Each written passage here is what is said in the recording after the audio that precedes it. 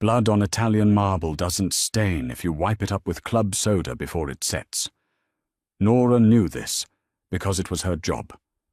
She wasn't a cartel assassin or a mob enforcer. She was a housekeeper. Keeping her head down and her mouth shut, paid $40 an hour cash. But tonight her boss didn't need her to scrub away the sins of his syndicate. He needed something far more dangerous. He needed a wife. Dust motes danced in the late afternoon sun, streaming through the floor-to-ceiling windows of the penthouse. Nora pushed the microfiber cloth across the mahogany credenza. She didn't look at the skyline. The skyline belonged to people who owned things. Nora only cleaned them. Footsteps echoed in the foyer. Heavy, uneven. Gabriel Falco dropped his suit jacket onto a mid-century modern chair Nora had just lint-rolled. He didn't notice. Men like Gabriel rarely noticed the mechanics of their own comfort. He loosened his silk tie, yanking it until the knot gave way, and poured 2 fingers of scotch from the crystal decanter on the bar cart. Nora kept dusting. Rule number 1 of working for a man who imported unregulated shipping containers through the docks: be furniture. Be invisible. Gabriel downed the scotch. He rubbed the bridge of his nose. Did the dry cleaner drop off the velvet suit? In your closet, Mr. Falco. Nora said, her voice flat-practiced. Left side. Wrapped. He grunted. He poured another drink slower this time. The ice clinked against the glass. The sound was loud in the cavernous room. Nora moved to the coffee table, gathering empty espresso cups from his morning meetings.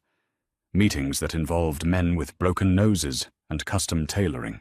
Cancel the dinner reservation for tomorrow, Gabriel said suddenly. Done. He turned to face her. He looked awful.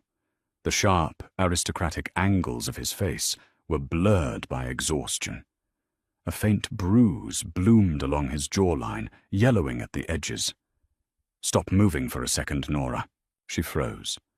The espresso cups rattled softly against the saucer in her hands. She set them down. She didn't look at his eyes. She looked at his collarbone. Eye contact was an invitation. She didn't want invitations. I have a sit-down tonight, Gabriel said. He leaned back against the bar cart. With the Castellanos. Nora nodded once. She knew the name. Everyone in the city knew the name, though they pretended they didn't.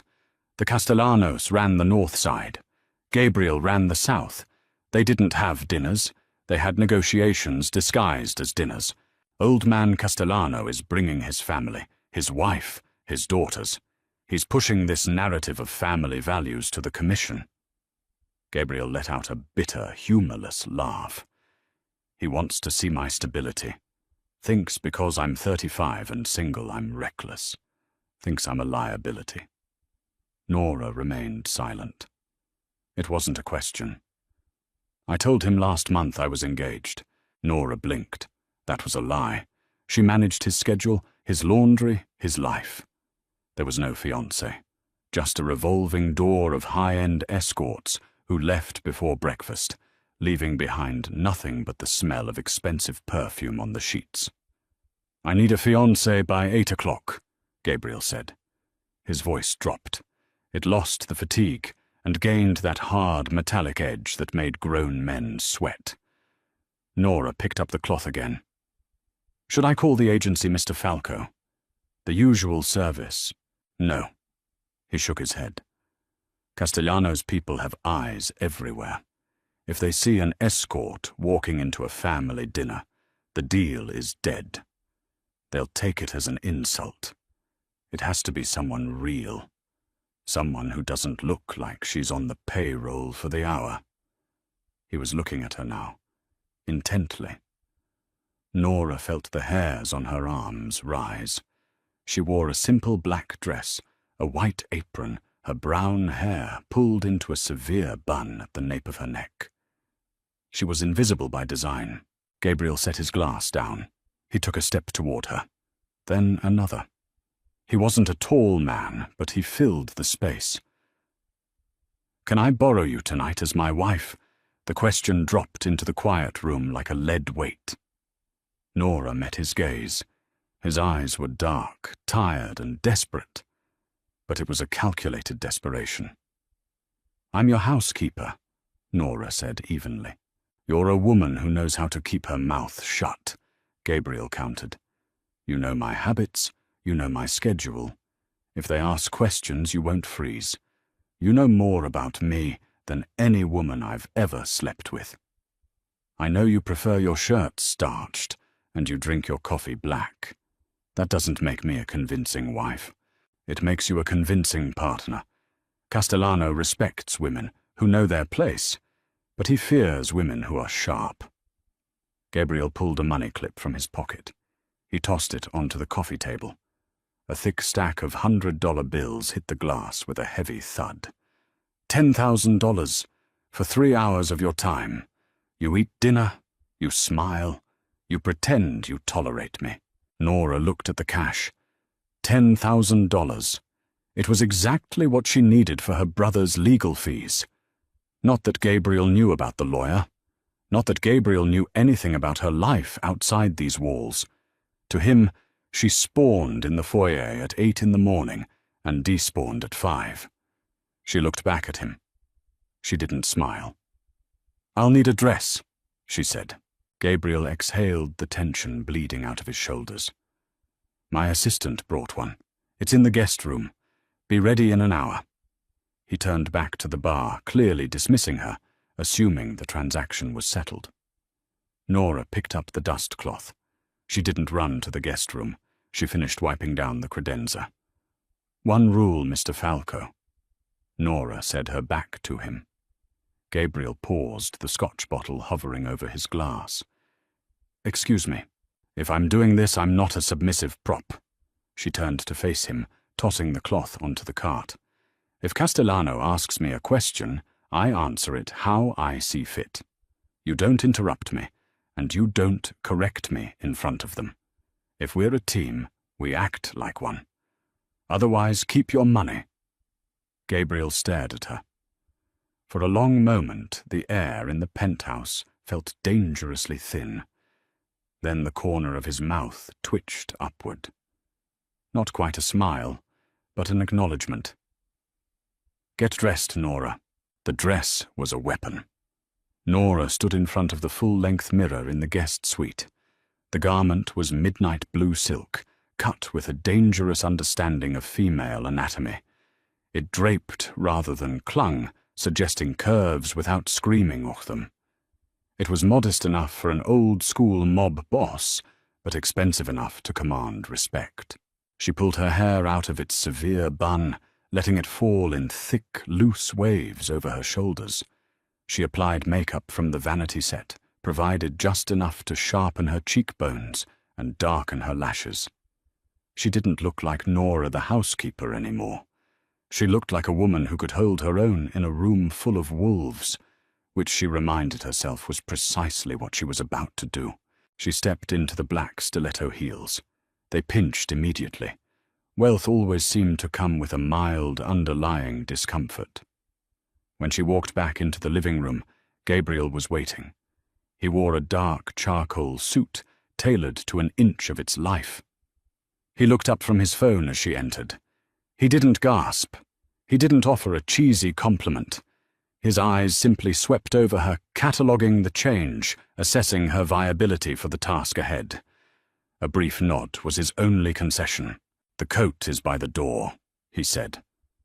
Downstairs, a black Maybach idled at the curb. The driver, a hulking man named Paulie, opened the door. Paulie looked at Nora, blinked twice in rapid succession, but said nothing as she slid into the leather seats. Gabriel climbed in beside her. The cabin smelled of old money and leather polish. The privacy partition rolled up with a soft hum.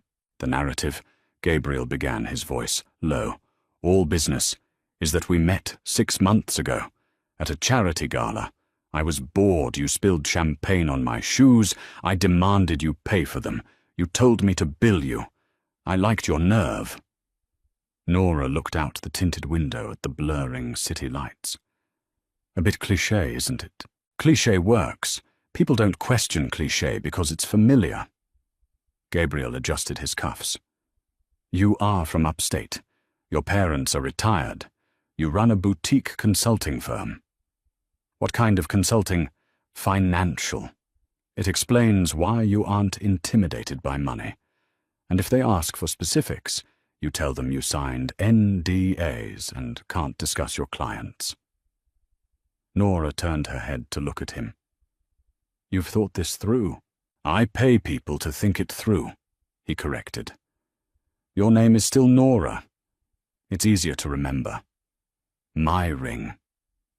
He reached into his pocket and pulled out a velvet box. He flipped it open. Nestled in the black silk was a diamond. It wasn't a gaudy, obnoxious rock. It was an emerald-cut stone, flawless, and blindingly clear set in simple platinum. It was the kind of ring that whispered wealth rather than shouting it. He reached for her left hand. Nora didn't pull away, but her fingers were stiff. Gabriel's hands were warm, calloused along the ridges of his palms. He slid the ring onto her finger. It fit perfectly. Lucky guess, she asked, looking at the stone catching the streetlights. I notice things, Nora, he said quietly. You wear a silver band on your right thumb. I know the diameter. It wasn't hard to calculate. She looked up at him, surprised. The housekeeper, who was supposed to be invisible, hadn't been entirely unseen after all. The car slowed, turning onto a private drive, flanked by wrought-iron gates. They were pulling up to an estate in the hills. Listen to me, Gabriel said, his tone shifting. The corporate detachment faded, replaced by the street-level grit that kept him alive. These people are polite, but they are vipers. Salvatore Castellano is the head. He will test you. He will say things meant to provoke a reaction. You do not show fear. You do not overcompensate by acting tough. You act like you belong there, like you own half the air in the room. And his family, his wife Rosa, she will judge your manners.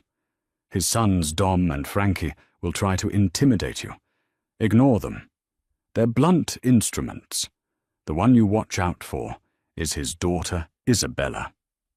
She handles their legitimate businesses. She's smarter than her brothers and twice as mean. The Maybach rolled to a smooth stop beneath a sprawling stone portico. Valets in crisp uniforms stood ready. Are we clear? Gabriel asked. Perfectly, Nora said. He looked at her for a long second. You're shaking. It's cold, she lied. Her voice didn't waver. Right. Gabriel opened his door. Showtime. Nora stepped out of the car. The night air was crisp, carrying the scent of pine and expensive cigar smoke. Gabriel came around the back of the car and offered his arm. Nora slipped her hand through the crook of his elbow. The fabric of his suit was rough, but his arm beneath it was solid iron. She took a breath, locking away the housekeeper, locking away the debts, and the grim reality of her real life. They walked up the wide stone steps to the heavy oak double doors. Before Gabriel could even knock, the doors swung inward, revealing a cavernous, chandelier-lit foyer. A man stood in the center. He was older, thick around the middle, with a face carved from weathered stone and eyes like chips of flint. Salvatore Castellano. Gabriel! The old man boomed, his voice echoing off the marble. He spread his arms in a gesture of fake warmth. And this must be the girl who finally put a leash on the wolf. Gabriel smiled, a tight, predatory thing. Salvatore. Meet my fiancée Nora. Castellano's flinty eyes shifted to Nora. They moved up and down, a blatant, invasive appraisal. Nora didn't shrink back. She met his gaze, her chin tilted up just a fraction of an inch, and held it until the old man was the first to blink. A pleasure, Mr. Castellano. Nora said, her voice smooth as glass. though I wouldn't call it a leash, more of an understanding. Gabriel's arm stiffened beneath her hand. Castellano's eyebrows shot up. A heavy silence fell over the foyer. Nora had just thrown out the script. Salvatore threw his head back and laughed. It was a loud, grating sound that bounced off the marble pillars, utterly devoid of genuine amusement. He clapped a heavy hand on Gabriel's shoulder, his rings biting into the fine wool of the suit. An understanding, Salvatore repeated, his gaze lingering on Nora just a fraction too long. I like that. She's got a spine, Falco. You need that. A man in your position needs someone who won't snap in the wind. Gabriel's smile didn't falter, though the muscles in his jaw locked. She holds her own, Salvatore. Always has. They moved from the foyer into a dining room that felt less like a place to eat and more like a medieval feasting hall. Heavy mahogany crimson drapes and a chandelier that looked like it weighed more than the Maybach parked outside. Nora took a seat. Gabriel sat to her right. The heat radiating from him was palpable. He was furious. She had broken his cardinal rule before they even made it past the welcome mat. The rest of the Castellano family filed in. Rosa Salvatore's wife was a woman entirely constructed of sharp angles and sour expressions. She wore diamonds that looked heavy enough to bruise her collarbones. The two sons, Dom and Frankie, were essentially matching sets of muscle and arrogance. They wore custom suits that couldn't hide the thick, bullish slopes of their shoulders. They looked at Gabriel with naked hostility, and they looked at Nora like she was a steak thrown onto the table. Then came Isabella. Gabriel's warning echoed in Nora's head. Isabella didn't look like a mobster's daughter. She looked like a corporate raider. Her hair was a sleek, dark bob, her suit was pristine white, and her eyes missed nothing. She sat directly across from Nora. Servants appeared like apparitions, pouring a dark, heavy Barolo and serving plates of carpaccio. Nora ignored the raw meat. She took a sip of the wine. It tasted like ash and dark fruit. So Nora, Rosa said, slicing into her meat with surgical precision. Gabriel tells us you are in consulting, upstate. That's right, Mrs. Castellano, Nora said. She kept her hands folded loosely in her lap. What kind of consulting? Isabella asked. She didn't look up from her plate, but the question sliced cleanly through the clinking of silverware. Nora felt Gabriel shift beside her. His knee brushed hers under the table. A warning. Asset management, Nora replied smoothly. It wasn't a complete lie. She managed Gabriel's assets every day. She knew exactly how much cash he kept in the floor safe, which suits cost $5,000, and which offshore accounts paid the property taxes. Restructuring inefficiencies for high-net-worth individuals. Isabella finally looked up. Her eyes were dark and flat. Vague. But I suppose your industry thrives on discretion. Tell me what's your philosophy on high-risk portfolios, specifically in volatile markets. We see a lot of volatility in our line of work. It was a trap. Isabella was testing her fluency. If she was an escort, she'd stumble offer a generic platitude or look to Gabriel for rescue. Nora didn't look at Gabriel. She picked up her fork. I find that volatility is usually a symptom of poor domestic management. People focus on external threats, market shifts, aggressive competitors. But the real hemorrhage of capital usually happens internally. Undisciplined staff, careless spending, a failure to clear out the rot before it spreads to the foundation. You secure the house first. The market is just weather. A strong house survives the weather. Silence dropped over the table. Dom stopped chewing. Frankie looked confused. Salvatore leaned forward, resting his heavy forearms on the table. Gabriel reached for his wine glass. He took a slow sip, masking a very real, very profound shock. She was describing her job as his housekeeper, wrapped in the sterile language of Wall Street. And it was flawless. Isabella stared at Nora. The corporate mask slipped for a fraction of a second, revealing a flicker of genuine respect. "Secure the house first. I like that. Gabriel has always run a somewhat messy house." "Not anymore," Nora said. She met Isabella's gaze and held it. "I don't tolerate messes." Salvatore let out a low chuckle. "She's a wolf falco." "Where did you find her?" "A charity gala." Gabriel lied smoothly, finally stepping in.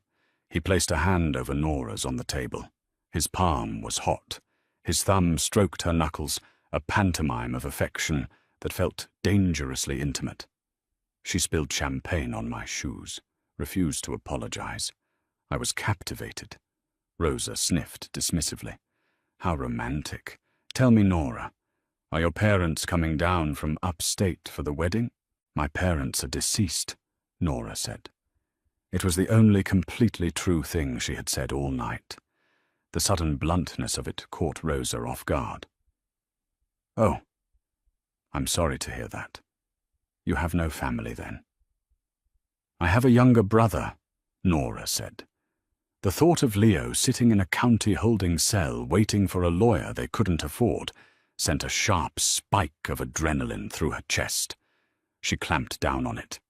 "He's currently out of the country." "Well," Salvatore raised his glass, "when you marry a falco, you marry his world. You inherit his enemies, his debts, and his risks. You understand this girl?" "I understand. Risk Mr. Castellano."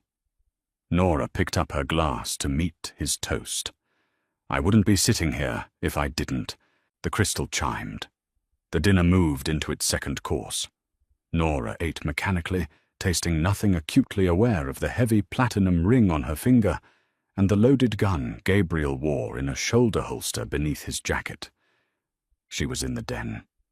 She had survived the first bite, but the night was far from over. Plates were cleared by silent staff, who moved like ghosts along the perimeter of the dining room. Dessert was a heavy espresso and tiramisu that no one touched. The pleasantries were over. The air in the room had shifted, growing thick and suffocating. Salvatore leaned back in his chair, lighting a thick cigar. He didn't offer one to Gabriel. It was a calculated slight. "The South Docks," Salvatore said, blowing a cloud of thick blue smoke toward the ceiling. "I hear you're having union trouble, Gabriel. Containers sitting, shipments delayed. Bad for business, bad for the city." Gabriel's expression remained perfectly neutral. "A minor administrative delay. It's being handled." "Is it?" Dom sneered from across the table. It was the first time he had spoken. His voice was thick, grating. "Because we heard your foreman took a sudden permanent vacation. The new guy doesn't seem to know how to stamp the paperwork fast enough." Gabriel didn't look at Dom. He kept his eyes on Salvatore. "You don't argue with the dog when the master holds the leash." "The paperwork will be stamped by Tuesday. My supply lines are secure." Salvatore tapped his cigar over an ashtray. "Stability, Gabriel. It's what keeps the federales off our backs. It's what keeps the money moving. When a man is unanchored, his business gets sloppy. For a long time, you've been a lone operator. It makes the commission nervous. It makes me nervous." The old man's eyes shifted to Nora. The flinty gaze turned heavy, probing. "A wife changes things," Salvatore continued softly. "It gives a man something to lose. It makes him think twice before starting a war over a delayed shipping container. A man with a family negotiates. A man with nothing burns the house down." He leaned forward. "Are you going to keep him from burning the house down, Nora?" It wasn't a question about her influence. It was a threat. Salvatore was telling Gabriel that Nora was now a target on the board. Gabriel's posture changed. It was a microscopic shift, a tightening of the shoulders, a slight lean forward, but Nora felt it. The corporate veneer cracked, and the street boss bled through. "Nora doesn't manage my business, Salvatore," Gabriel said. His voice was quiet, but it commanded the room. "She manages me. My business is my own, and the South Docks remain mine. If the commission is nervous, they can audit the books. They'll find profits are up 12% this quarter." Isabella smirked into her espresso cup. Dom looked like he wanted to reach across the table. 12%, Salvatore mused. He studied Gabriel, then looked back at Nora. He seemed to reach a conclusion. The heavy, oppressive tension in the room suddenly dissipated, evaporating like smoke out an open window. Salvatore smiled. "Well, it seems you found yourself a sharp one, Falco. Bring her to the christening next month. Rosa will send the invitation." It was an approval. The deal was safe. Gabriel had passed the test. 10 minutes later, they were walking back down the stone steps to the idling Maybach. The crisp night air hit Nora's face, and she suddenly realized she was covered in a cold sweat. Her knees felt weak, the adrenaline rapidly leaving her system and leaving exhaustion in its wake. Paulie opened the door. They climbed in. The heavy doors shut, sealing them in the quiet, leather-scented cocoon. The partition rolled up immediately. The car began to move down the winding driveway. For 3 long minutes, neither of them spoke. The silence was deafening. Gabriel unbuttoned his jacket. He loosened his tie, mirroring the exact motion he had made hours ago in the penthouse, but the energy was entirely different. He turned his head to look at her. The streetlights flashed through the tinted windows, illuminating the sharp planes of his face in staccato bursts. "You didn't stick to the script," he said. His voice was low, rough around the edges. Nora kept her eyes on the partition in front of them. "Your script was flawed. If I acted like a submissive prop, Isabella would have eaten me alive. And Salvatore wouldn't respect you for marrying a weak woman. He respects power. I told you not to engage them. You paid me $10,000 to make you look stable. I delivered." She finally turned to look at him. "Do you want the ring back now, or when we get to the penthouse?" Gabriel didn't look at her hand. He kept his eyes locked on hers. There was a strange intensity in his gaze, something searching and deeply unsettled. "You lied to Isabella about the asset management. But it didn't sound like a lie." "It wasn't," Nora said tiredly. She leaned her head back against the leather seat, too exhausted to keep her guard up. "I just described cleaning your apartment. You leave cash in the floorboards, you throw out $3,000 suits because they have a coffee stain, and your staff steals your scotch. You bleed capital internally. I secure the house. It's the same principle, just different tax brackets." Gabriel stared at her. A heavy, pregnant silence filled the cabin. He looked at the woman sitting next to him, as if he was seeing her for the first time. Not the housekeeper in the white apron, not the fake fiancé in the blue silk, but the actual woman beneath it all. Sharp, unflinching, desperate enough to take his money, but proud enough to play the game her own way. "Your brother," Gabriel said quietly. Nora stiffened. Her heart gave a hard, painful thump against her ribs. "What?" "At the table. You said he was out of the country. Your pulse spiked. I saw it in your neck." Gabriel shifted closer on the seat. "Where is he, Nora?" She swallowed hard. The deal was over. She had survived the Castellanos. She didn't need to survive Gabriel Falco's interrogations. "That is none of your business, Mr. Falco. The job is done." "Where is he?" Gabriel repeated his voice, dropping a register, losing the boss tone, and finding something dangerously close to human concern. Nora closed her eyes. The exhaustion finally won. "County lockup," she whispered to the dark interior of the car. "Aggravated assault. He got into a fight with a loan shark. I needed the 10 grand for his retainer. Gabriel didn't say anything. He didn't offer pity. Men like him didn't deal in pity. They dealt in leverage. But when he finally spoke, his words sent a cold shiver down her spine. Keep the ring on, Nora. The job isn't done. What do you mean the job isn't done? Nora's voice was sharp, cutting through the heavy silence of the Maybach. She tried to pull her hand away, but the platinum ring felt suddenly like a handcuff.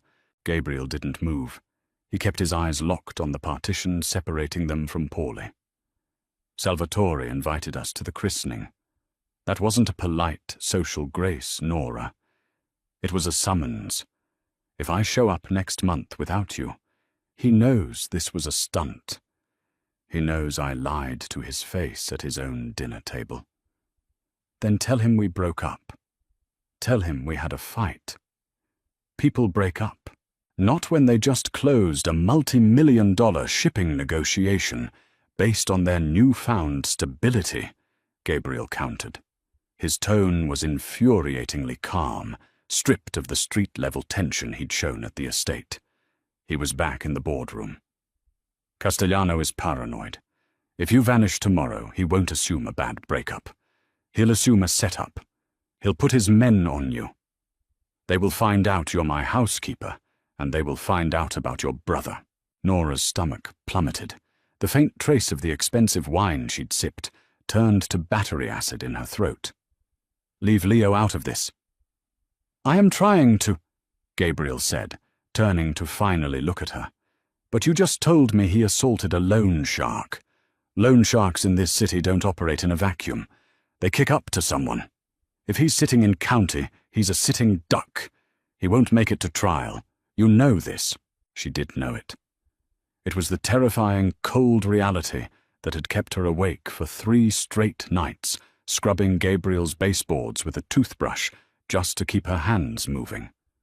Leo was 22, reckless, and drowning in debts he'd taken on to pay for their mother's hospice care 2 years ago. He was a kid playing in a shark tank, and he had finally been bitten. I have the 10,000, Nora said. Her voice trembled, betraying the iron grip she was trying to keep on her composure. I can pay his retainer. I can get him a lawyer. 10,000 gets you a public defender who bought a slightly better suit, Gabriel said bluntly. It doesn't get you a fixer. It doesn't pay off the debt he owes the shark. And it certainly doesn't buy him protection on the inside. The car turned a sharp corner, the streetlights sweeping across Gabriel's face. He leaned closer. He smelled of scotch and expensive wool, but beneath it was something primal and dangerous. You did me a massive favor tonight, Nora. You saved that deal. Isabella Castellano doesn't respect anyone, but she respected you. I need you to keep playing the part, just until the docks are fully secured. 3 months, tops. 3 months? Nora stared at him, horrified. I agreed to 3 hours. 3 months, Gabriel repeated. You move out of your apartment. You move into the guest suite here. You stop cleaning my floors and you start acting like my fiancé.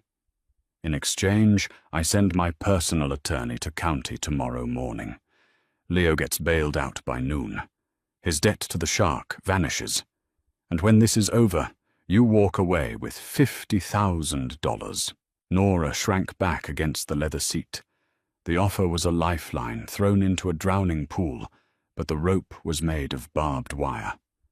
Moving into the penthouse meant crossing a line she could never uncross. She would be sleeping under the same roof as a man who ordered violence with his morning espresso. I can't just pretend to be in love with you for 3 months, she whispered. You don't have to be in love with me. We're an arranged alliance.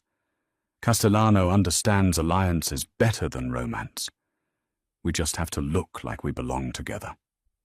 Gabriel reached out his fingers, lightly brushing the stiff line of her jaw. It wasn't a caress. It was an assessment. You stepped out of the background tonight, Nora. You can't just step back in. The wolves have seen you. The Maybach slowed to a halt in the underground garage of his building, the engine cut off. The quiet was absolute.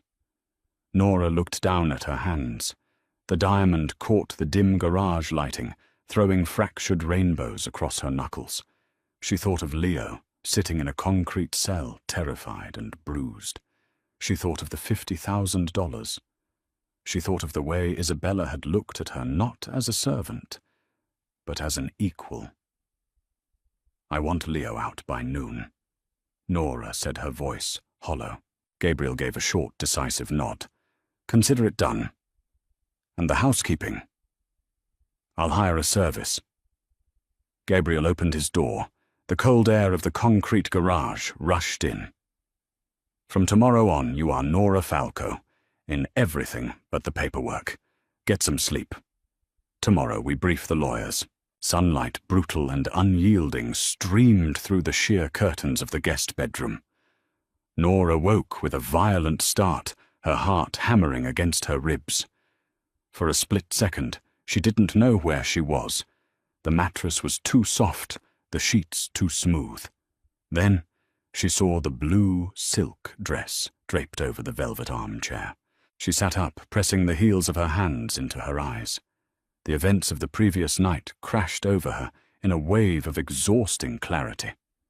The dinner, the interrogation, the deal. She was no longer an invisible employee.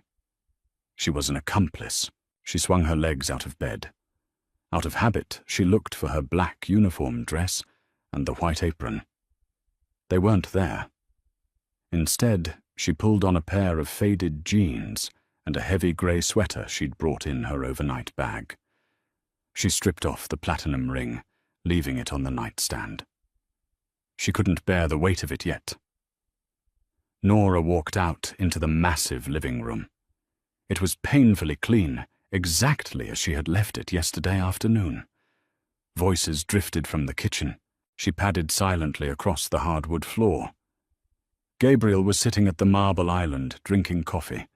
He wore a crisp white shirt, the sleeves rolled up to his elbows, revealing a sprawl of dark ink on his left forearm that she had never seen before. Across from him stood a man in a sharp slate-grey suit. He had thin wire-rimmed glasses and the tired eyes of a man who spent his life cleaning up other people's blood. Gabriel looked up as she entered. His eyes flicked to her bare left hand, but he didn't comment. "Nora, this is Bennett," Gabriel said, setting his mug down. "He handles my complicated legal matters." Bennett offered a brief, clinical nod. "Miss Nora, Gabriel briefed me on your brother's situation. I need the specifics. Now." Nora walked to the island.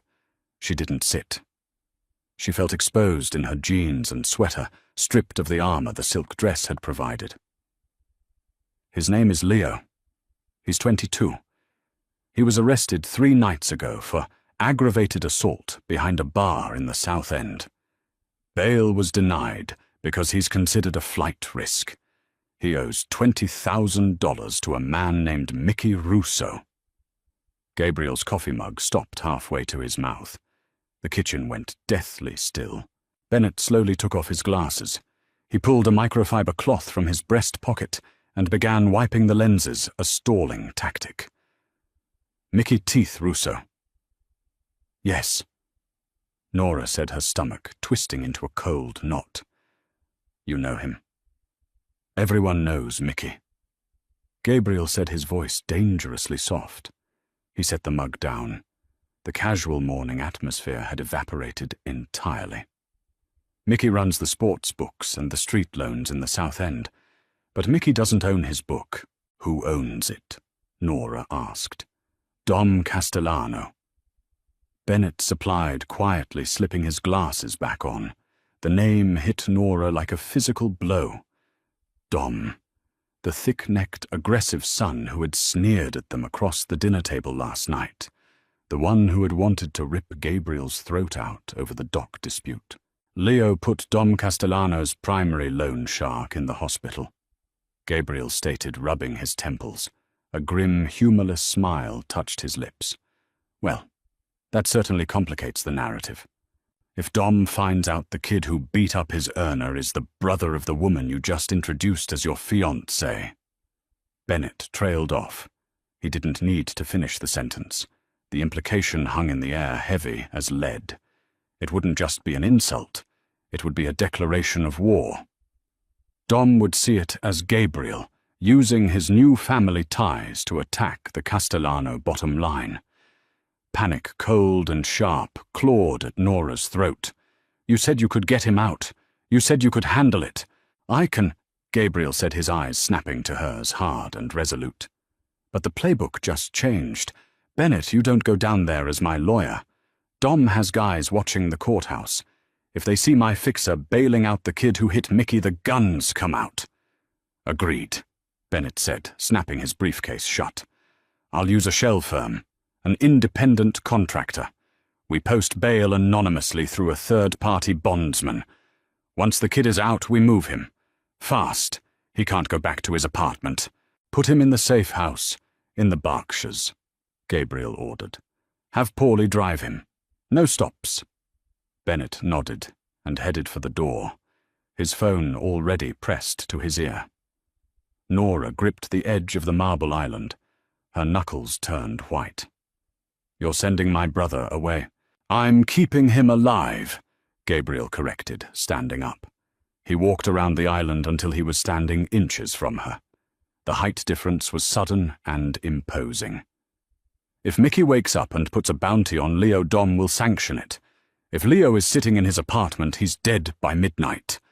I need to see him," Nora demanded, her voice shaking. "I need to explain this to him." "You can't." Gabriel reached out his hand, hovering over hers on the counter, before pulling back. "You don't exist in Leo's world anymore, Nora. If you go anywhere near him, you paint a target on his back and mine. From this second forward, you belong to me. You stay here. You play the part. You let me handle the violence." He reached into his pocket and pulled out the velvet box. He popped it open, the platinum ring gleaming inside. He set it on the marble counter between them. "Put it on," Gabriel said softly. The game started last night, but the war just started today. 3 days bled into one another, marked only by the shifting light against the floor-to-ceiling windows. Nora didn't leave the penthouse. She didn't clean either. Gabriel had ordered a professional service, and watching 2 strangers wipe down the countertops she used to scrub felt like an out-of-body experience. She sat on the velvet sofa, wearing cashmere sweatpants that cost more than her first car-reading financial dossiers Gabriel had left on the coffee table. If she was going to play an asset manager, she needed to know his assets. Gabriel was a ghost. He left before dawn and returned long after sunset, his suits smelling of exhaust fumes and cold ocean air. The docks were bleeding his patience dry. They barely spoke. The penthouse was a gilded cage, and the silence inside it was deafening. Thursday afternoon, the secure elevator hummed.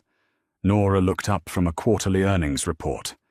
Gabriel never came home at 2 in the afternoon. Paulie would have called if someone was being sent up. The heavy oak doors clicked open.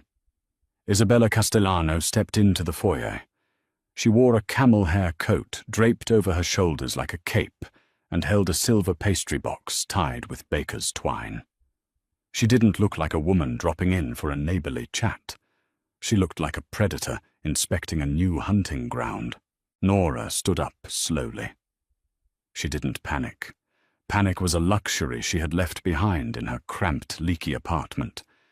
She smoothed the front of her sweater, hyper-aware of the heavy platinum ring on her left hand.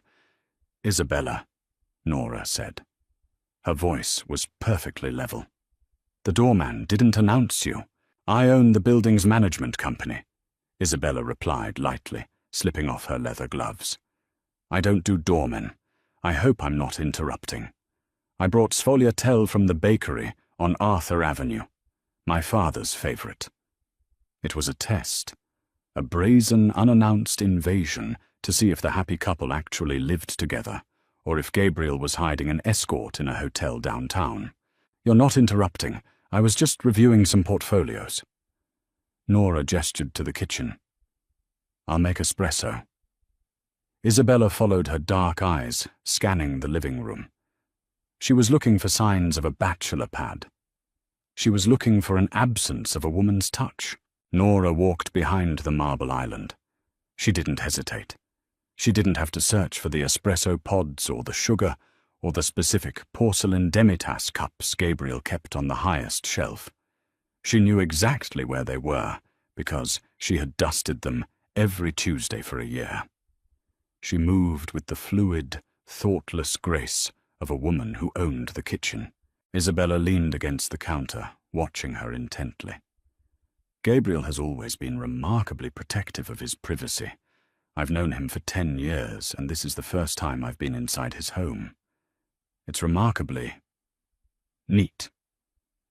"I don't tolerate clutter," Nora said, locking the portafilter into the machine.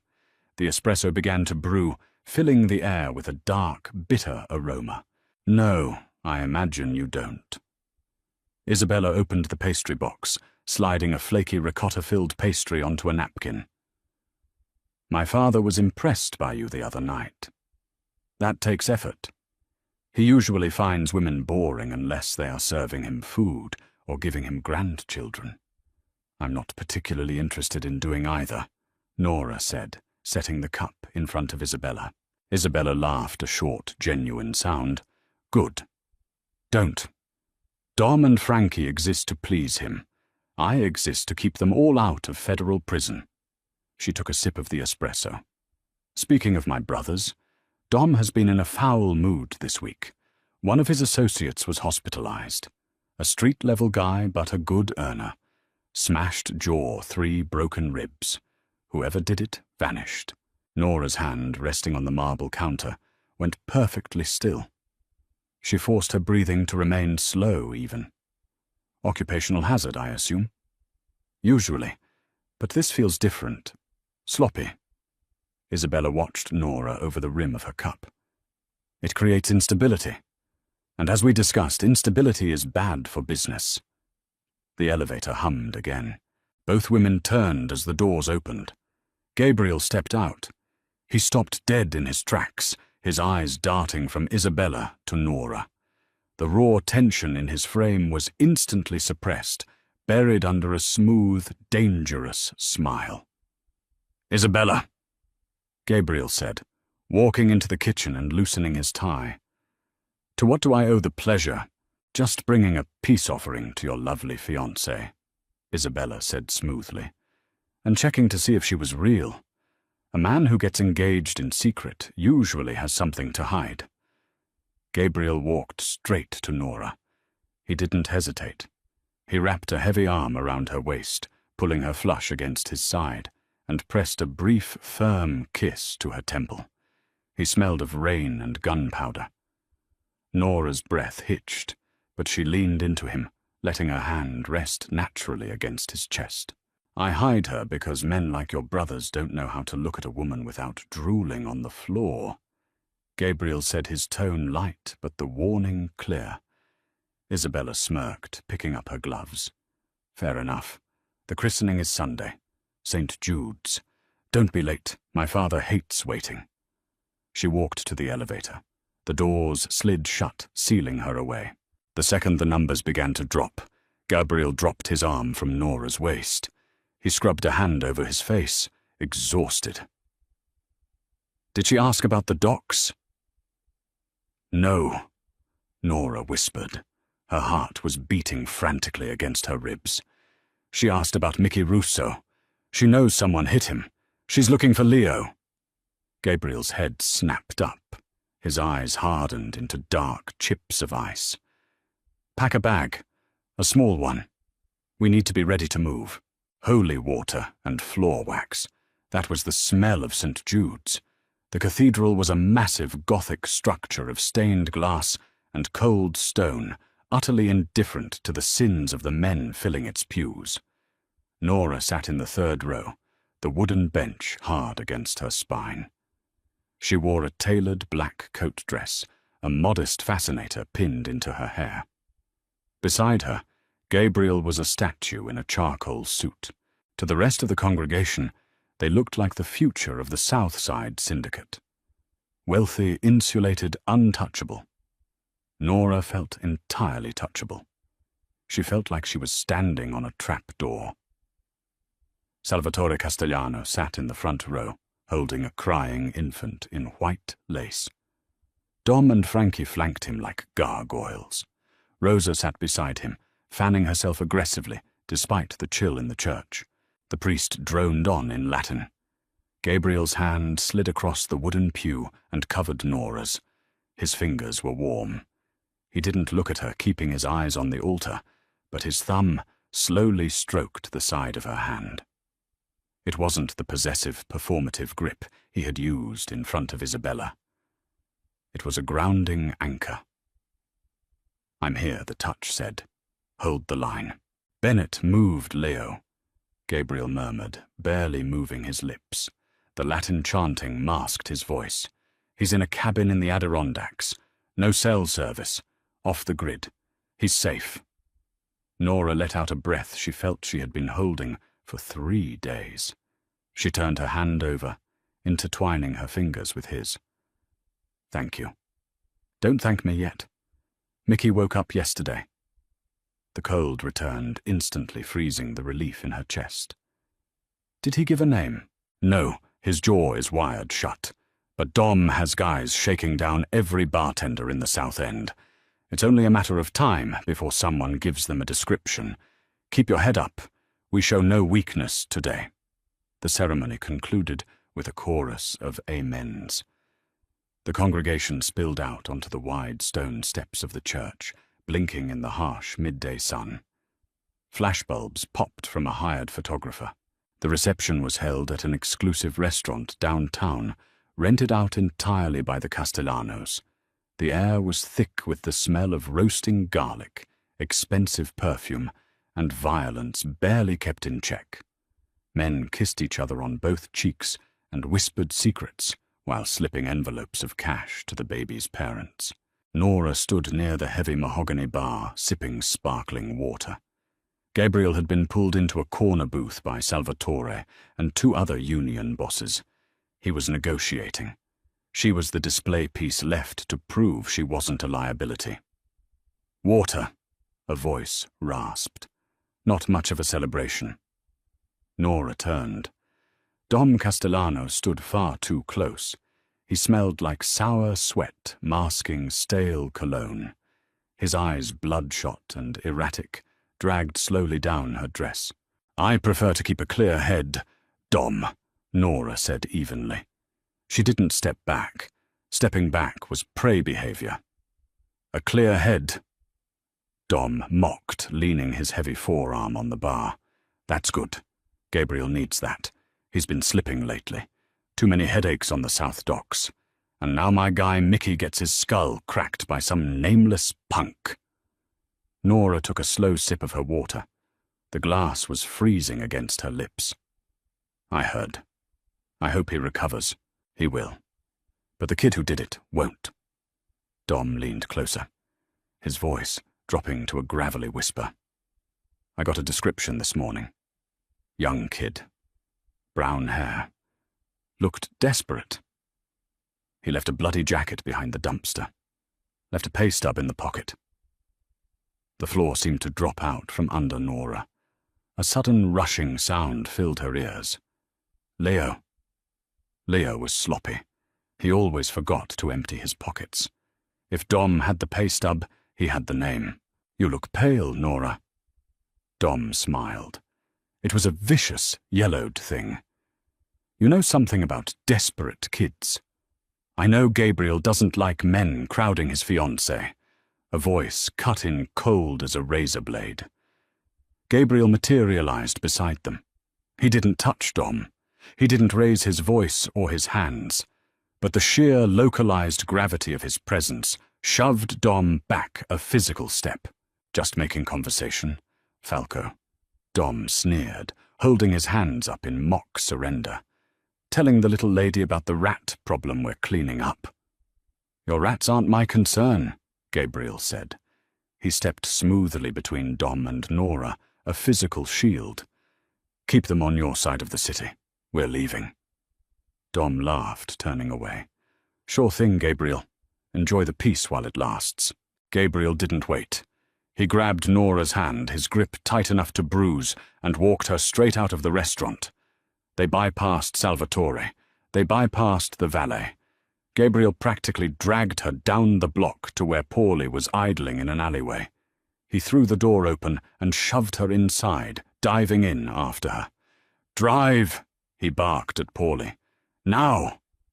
The car shot out of the alley. The partition slammed up. Nora was shaking violently. The adrenaline crash hit her like a freight train. "He knows." She choked out her hands, covering her mouth. "Gabriel, he knows. He found a pay stub. He has Leo's name." Gabriel was already pulling his sidearm from his shoulder holster. He checked the magazine with mechanical precision, his face a mask of terrifying, utter calm. He slapped the magazine back in and chambered a round. "Then the negotiation is over," Gabriel said. He slid the gun back into the leather rig. He turned to her. She was trembling, staring at him with wide, terrified eyes. The professional distance, the contract, the money, it all vanished. He reached out his large hands, cupping her face. His thumbs brushed over her cheekbones, firm and desperately gentle. "Look at me," Gabriel commanded softly. "Nora, look at me." She met his eyes. They weren't cold anymore. They were burning. "Dom Castellano will not touch your brother. He will not touch you." Gabriel swore the words laced with absolute violent certainty. "Because tonight I am burning their house down." Rain slashed against the tinted glass of the Maybach, distorting the city lights into bleeding streaks of neon. Gabriel was on his phone before the car even merged onto the expressway. His voice was a low mechanical bark, issuing orders that dismantled a decade of fragile peace in less than 2 minutes. He wasn't a businessman anymore. The veneer was gone, replaced by a cold, terrifying efficiency. Nora watched him, her chest tight, realizing she had just triggered a gang war. "Pull the crew from the south docks." Gabriel ordered, his eyes tracking the taillights ahead. "All of them. Send 2 cars to the Adirondack cabin. Nobody gets within a mile of that kid. Then meet me at the armory." He hung up and tossed the phone onto the leather seat. He didn't look at Nora. He was already doing the violent calculus of the night ahead. "You're throwing away the south side," Nora said, her voice barely audible over the hum of the tires. "Salvatore will sanction you. The commission will vote you out. Over me." Gabriel finally turned to her. The streetlights washed over his face, highlighting the exhaustion and the grim resolve carved into his features. "Salvatore is an old man playing a young man's game. He relies on his sons to hold the line. Dom crosses me, he pays. That's the only currency this city understands. If I let him touch your family, I have no authority left to lose." "Take me to the penthouse," Nora said. Gabriel frowned, the violent mask slipping for a fraction of a second. "Paulie is taking you to the underground vault at the financial district. You'll be secure there with my guards." "No." Nora sat up straighter. The trembling in her hands had stopped, replaced by a cold, sharp adrenaline. "Dom runs his street operations through the offshore accounts Isabella set up. The dossiers you gave me. I read them." Gabriel stared at her. "You read the Castellano financial routing. I used to dust your desk, Gabriel. I know your passwords. I know how your shell companies interact with theirs." She swallowed hard, meeting his dark gaze without flinching. "If you go in guns blazing, Dom will call for backup. But if I log into the Cayman portals and trigger a mass fraud alert on his routing numbers, his accounts lock down. His street soldiers don't get paid tonight. You hit a man who can't pay his army doesn't fight. A heavy loaded silence filled the cabin. Paulie's eyes flicked to the rearview mirror, but he said nothing. His hands gripped tight on the steering wheel. Gabriel looked at the woman sitting next to him. She wasn't shrinking into the leather. She wasn't asking for permission. She was leaning forward, offering him a tactical advantage that no mob enforcer could provide. "Penthouse," Gabriel commanded. They hit the ground running. The penthouse, usually a sanctuary of quiet luxury, transformed instantly into a war room. Men in tactical gear filtered in through the service elevator, smelling of wet asphalt and gun oil. Nora ignored them. She sat at Gabriel's massive mahogany desk, his encrypted laptop open in front of her. Her fingers flew across the keyboard. She wasn't a hacker. She was an administrator. She knew how banking algorithms worked, and she knew exactly how to trigger an automated freeze. 3 minutes, she called out, over the low murmur of men loading magazines. Gabriel walked over to the desk. He wore a heavy black tactical vest over his dress shirt, the sleeves rolled up to expose the ink on his forearms. He leaned over her shoulder, watching the screen illuminate her face in the dark room. "Routing numbers flagged," Nora muttered, her eyes darting across the text. "Initiating the transfer block.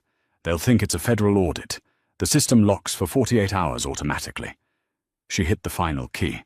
The screen flashed a green confirmation block. "Done. Dom's operational cache is frozen." Gabriel placed a heavy hand on her shoulder. He squeezed a grounding, solid pressure. "You stay away from the windows. You don't open the door for anyone but me." She turned her chair to look at him. "Come back." It wasn't a request from a housekeeper. It was a demand from a partner. Gabriel leaned down, his face inches from hers. He didn't kiss her. He rested his forehead against hers for a fleeting, desperate second, anchoring himself to her gravity. Always.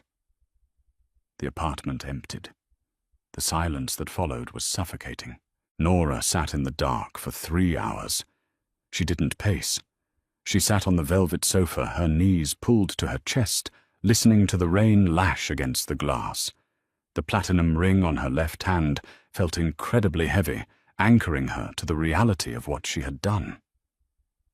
She had crossed the Rubicon. There was no returning to $40 an hour and a quiet apartment. She was in the blood now. At 2 a.m, the heavy oak doors clicked open. Nora stood up, her heart slamming against her ribs, the breath caught in her throat. Gabriel stepped into the foyer. He was alone. The tactical vest was gone. His white shirt was torn at the collar, and a dark smear of blood stained his left sleeve, but he was walking under his own power. He looked exhausted, stripped down to the bone. Nora crossed the room before he could even close the door. She didn't hesitate. She threw her arms around his neck, burying her face against his solid chest. He smelled of smoke copper and rain. Gabriel let out a ragged breath, wrapping his arms fiercely around her waist, lifting her feet off the floor. He buried his face in her neck, holding her like she was the only real thing left in the world. "It's done," he murmured against her skin. His voice was hoarse, hollowed out. "Dom is gone. He won't be a problem for anyone ever again. Salvatore called a truce. He didn't want the war either. Not once he realized Dom was broke and isolated." Nora pulled back just enough to look at his face. She reached up her thumb, brushing a smear of dirt and blood from his jawline. "Leo, safe. Bennett is setting him up with a new identity out west. Clean slate." Gabriel caught her hand, pulling it down from his face, and pressed a long kiss to her palm. He looked down at the platinum ring resting on her finger. "The 3 months are up," Nora whispered. Gabriel met her eyes. The street boss was gone. The ruthless warlord was gone. The man standing in front of her was just a man who had burned down his own empire to keep her safe. "Only if you want them to be." Gabriel said quietly. "Keep the ring, Nora. Let me earn the right to put it there." Nora didn't take it off. She leaned up and kissed him, tasting rain and the bitter edge of survival. It was a messy, desperate kiss, sealing a contract written in blood and trust. She was his wife, and she wasn't pretending anymore. What a wild, explosive finale. Gabriel proved he isn't just a ruthless syndicate boss. He's a man who will risk his entire empire to protect the woman he loves. Nora stepped completely out of the shadows, using her brilliant mind to lock down Dom's operation and save her brother's life. They started as a desperate business transaction, but they ended as true, equal partners in a dangerous world. If you loved this intense, grounded Mafia romance, smash that like button right now. Share this video with your fellow romance fans, and subscribe for more gripping audio stories.